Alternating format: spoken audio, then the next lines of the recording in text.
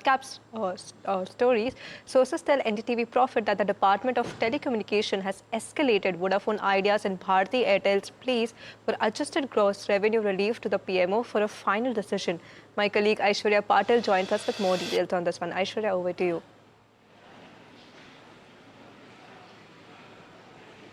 Well, what we're picking up currently is that the Prime Minister's office will be reviewing latest documents and a plan that the DOT has put forward, a proposal as far as the AGR dues are concerned, relief towards Vodafone Idea as well as Airtel. That is being reviewed by the PMO is what we're picking up from our sources. Now, if this plan is approved, what is on the cards for both these telcos who have massive amounts in terms of AGR dues? As far as Vodafone's AGR dues are concerned, that is likely to be reduced to about 28,000 crore rupees from the current due of over 83,400 crore rupees, while Airtel's AGR dues, those currently which stand at about over 42,000 crore rupees will be reduced to about 10,000 crore rupees, is just one part of the proposal. Apart from that, DOT has also pitched a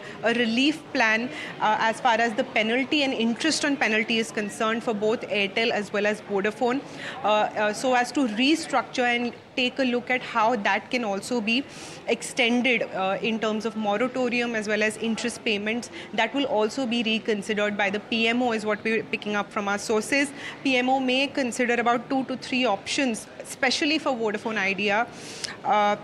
Now, overall, if we talk about Vodafone Idea's debt in total, that stands at about over 2,14,000 crore rupees in terms of payment obligations towards the government, of which about 83,000 crore or so is in terms of AGR.